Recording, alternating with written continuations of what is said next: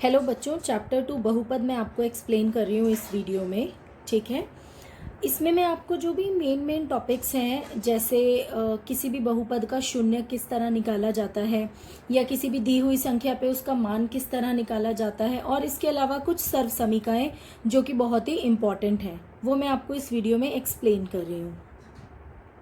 सबसे पहला टॉपिक तो है घात। मैं बहुत ही जल्दी और सिर्फ मेन टॉपिक्स इसमें कवर करूँगी। मैं आपको एग्जाम्पल से समझा रही हूँ। उदाहरण 1 जैसा कि आप देख रहे हो, नीचे दिए गए प्रत्येक बहुपद की घात ज्ञात कीजिए।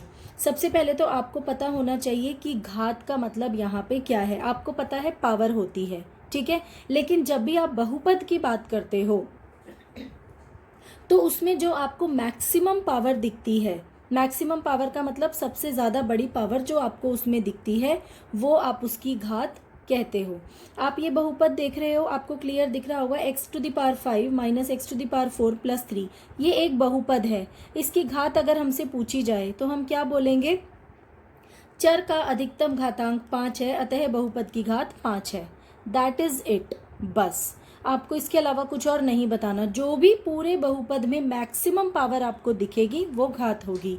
जैसा कि आप दूसरा बहुपद देख रहे हो, 2 minus Y square minus Y cube plus 2y की पावर 8। अब मैं आपसे पूछूं इसकी घात क्या होगी, तो आप क्या आंसर दोगे? Correct, 8 is the right answer. ठीक है, ये उन बच्चों के लिए जिन्होंने आंसर बीच में बोला होगा।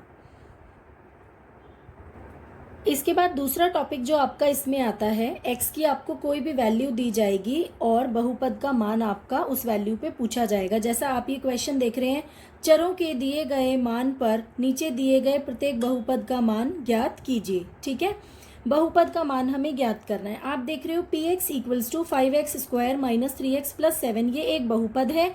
यहाँ दिया है x बराबर 1। आप 8th क्लास में भी पढ़ चुके हो। x बराबर 1 पे हमें इसका मान अगर ज्ञात करना है तो हम इसके लिए क्या करेंगे? ध्यान से देखेंगे आप। हम इस बहुपद में जहाँ जहाँ x है आपको पता है वहाँ वहाँ हम 1 पुट कर देंगे। px था p1, 5x² minus 3x plus 7 था।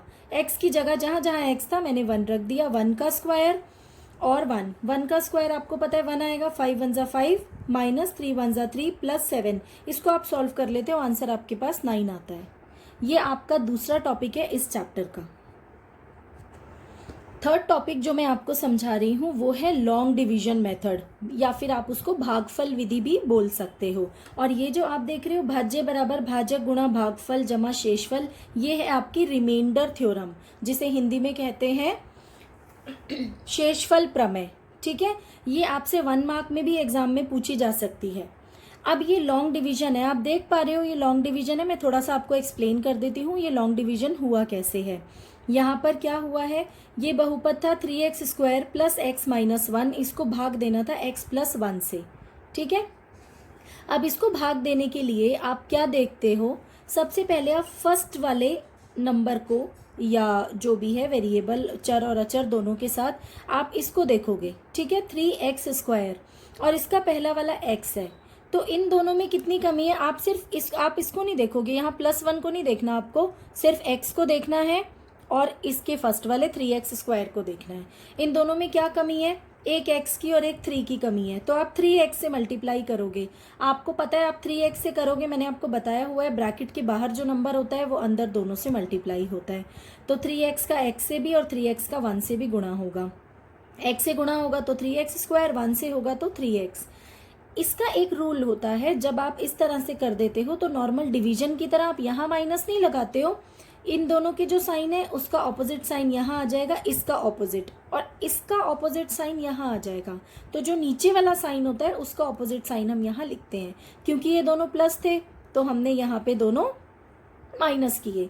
यदि यहाँ पे माइनस होते तो हम यहाँ पे दोनों प्लस करते। ज़रूरी नहीं है ये दोनों साइन एक जैसे हों, हमें इसके अकॉर्डिंग इसको चेंज करना होता है। अब आपको पता है ये जो आपने नए साइन दिए हैं इन दोनों के ये हो गए हैं। प्लस माइनस माइनस ये कैंसिल आउट हो गया पूरा, प्लस माइनस माइनस, 3x में से x गए। आपको पता है इसके आगे कुछ नहीं है, मतलब 1 है। 2x आया और बड़े नंबर का साइन आया और -1 उतारा। यहाँ तक समझ आया? अब आप देखो इन दोनों में किस चीज की कमी है, एक 2 की और एक x की।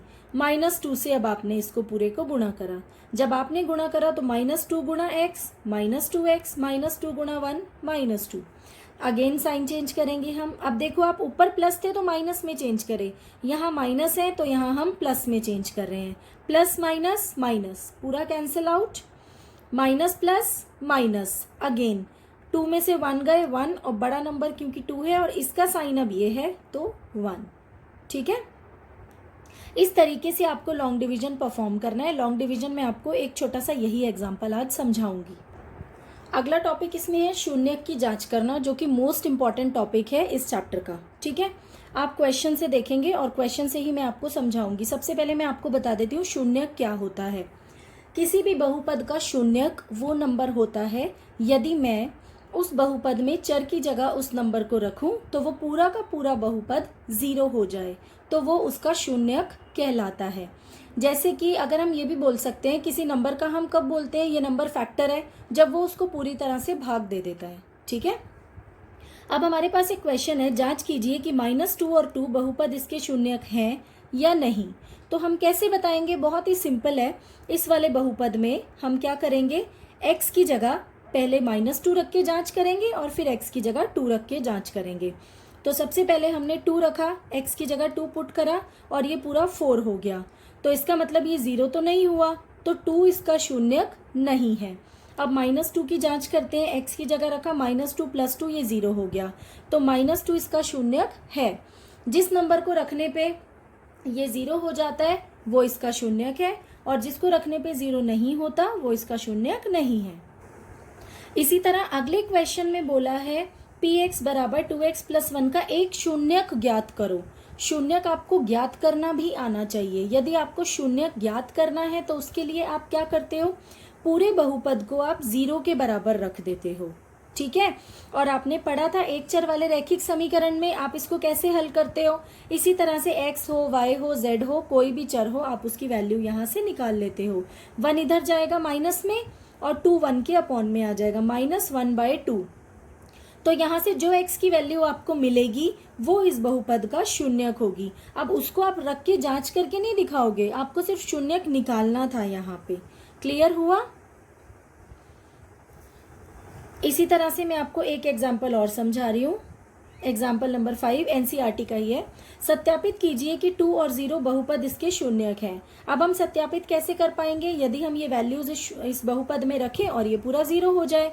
तो पहले मैं 2 की वैल्यू 2 रखती हूँ इस बहुपद में, 2 का स्क्वायर -2 इंटू एक्स की वैल्यू 2, तो 2 स्क्वायर -4, सो दैट इज 4 - 4 कितना हुआ 0। तो इसका मतलब 2 इसका शून्यक है। अब आप 0 पुट करते हो x की जगह, यहाँ भी 0 यहाँ भी 0, तो आपको दिख रहा है पूरा बहुपद 0 हो गया है, तो 0 आंसर आया। तो इसका मतलब 0 भी इसका बहुपद है। तो 2 और 0 दोनों इस चैप्टर 2 में अगली इंपॉर्टेंट चीज़ है सर्व समीकाएं। ठीक है, तो मैं सर्व समीकाओं पे जो भी बेस्ड उदाहरण एनसीईआरटी में सॉल्व किए हैं वो आपको समझाती हूँ, जिससे आपको क्लियर हो जाएगा। ये सारी सर्व समीकाएं जितनी भी हैं आप 8th क्लास में पढ़ चुके हैं। सिर्फ 1 या 2 सर्व समीका को आप छोड़ सकते हो जो आपके लिए नई है, आप 9th में ही पढ़ रहे हो। उसके अलावा आप सारी 8th क्लास में पढ़ चुके हो। जैसे पहला क्वेश्चन है x + 3 आप देख रहे हो x + 3 2 बार है, तो आप इसको क्या लिख सकते हो, ध्यान से देखो, आप इसको यहाँ पे लिख सकते हो x + 3 का स्क्वायर। आपको पता है a + b होल स्क्वायर क्या होता है, सारे बच्चों को पता होगा, a² + 2ab + b²। ठीक है, और a ये है यहाँ पे, b ये है। इसके अकॉर्डिंग आपने प्रोसीड किया और पूरे ब्रैकेट को सर्व समीका लगा के खोल दिया, a का square +2 into a into b plus b का स्क्वायर। ठीक है, और इसको सॉल्व कर दिया, एज सिंपल एज दिस। दूसरा क्वेश्चन आपके पास है x - 3 x + 5। अगर आपको याद हो तो ये उस वाली सर्व समीका के जैसा है जहाँ पे पहला टर्म सेम था x + a और x + b, और दूसरा नंबर डिफरेंट था। ये देखो सर्व समीका भी यहाँ पे लिखी हुई है, आप देख सकते हो। x + a x + b = x² + a + b bracket के बाहर x + ab, ठीक है, पहला पहला नंबर एक जैसा होता है, दूसरा दूसरा अलग होता है। सेम सर्व समीका का उपयोग करके आप क्या कर सकते हो, इसको ब्रैकेट को खोल सकते हो, पहले वाले टर्म का स्क्वायर प्लस ब्रैकेट में -3 + 5 ब्रैकेट क्लोज, पहला वाला नंबर क्या है यहाँ दोनों में x, वो ब्रैकेट के बाहर मल्टीप्लाई होगा, प्लस दूसरे दूसरे दोनों के नंबर आपस में मल्टीप्लाई होंगे। ठीक है, x का स्क्वायर प्लस, ये आप देख रहे हो प्लस माइनस, माइनस होता है, 5 में से 3 गए 2 आया और x आया, इनका मल्टीप्लिकेशन -15 आया। ठीक है, ये वो आइडेंटिटी है जो आप पढ़ चुके हो, तो इसलिए मैं ज़्यादा आपको डिटेल में नहीं बता रही हूँ। अगला आपके पास आता है ये, जिसमें लिखा है सीधे गुणा ना करके 105 मल्टीप्लाई 106 का मान ज्ञात करो। ठीक है, आप चाहो तो इसे डायरेक्ट गुणा कर सकते हो, लेकिन उन्होंने एक्सप्लेन करा है सीधे गुणा ना करके, तो सीधे गुणा नहीं करोगे तो इसका मतलब आप यहाँ पे सर्व समीका का इस्तेमाल करोगे। कैसे करोगे, आप इसको कैसे स्प्लिट कर सकते हो, ये दोनों नंबर तो सेम नहीं है। अगर ये 105 और 95 होता तो आप 100 + 5 100 - 5 लिख देते, वो यहाँ पॉसिबल नहीं है। तो आप कैसे लिख सकते हो, 100 + 5 × 100 + 6, पहला पहला टर्म सेम, दूसरा दूसरा टर्म अलग। जैसे ही आप ये देखते हो आपके दिमाग में तुरंत ये वाली सर्व समीका जो है वो आ जानी चाहिए, क्योंकि इसमें पहला पहला सेम और दूसरा दूसरा नंबर जो है वो अलग है। इसी सर्व समीका का उपयोग यहाँ पे दोबारा से करके आप इसका आंसर निकाल सकते हो। क्लियर है। अगली लास्ट सर्व समीका जो मैं आपको समझा रही हूँ, आप ध्यान से देखेंगे, ये है अगर हमारे पास ब्रैकेट में 3 टर्म्स हैं, x + y + z, और पूरा ब्रैकेट क्लोज होके उसके ऊपर पावर 2 है, तो आप इसको कैसे खोलोगे, पूरे ब्रैकेट को कैसे हल करोगे, x का स्क्वायर + y का स्क्वायर + z का स्क्वायर + 2xy + 2yz + 2zx। ये सर्व समीका आपको टिप्स पे एकदम याद होनी चाहिए। ठीक है, अब इस पे ही आधारित, इसी पे बेस्ड क्वेश्चन है जो मैं आपको समझा रही हूँ। 3a + 4b + 5c का स्क्वायर, आप देख रहे हो 3a + 4b + 5c, ये हो गया x, ये y, ये z, पूरे का स्क्वायर। इसको प्रसारित रूप में लिखिए। प्रसारित रूप में अब आप कैसे लिखोगे, ये कोई एक्सपेंडेड फॉर्म वो वाली तो नहीं है जो हम 100 + 20 + 6 करके इस तरह छोटी क्लासेस में लिखते थे। ये आप सर्व समीका से क्या करोगे, प्रसारित करोगे। x को इन्होंने क्या लिया 3a, y को 4b और z को 5c। अब इसी सर्व समीका के अकॉर्डिंग आप इसको आगे बढ़ाओगे। कैसे बढ़ाओगे, x की जगह क्या लिखोगे 3a का स्क्वायर, y की जगह 4b का स्क्वायर, z की जगह 5c का स्क्वायर, और इसी तरह 2 × x × y लिखा है, तो 2 × x क्या है 3a, y क्या है 4b। देखो यहाँ पर इसका प्रसारित रूप,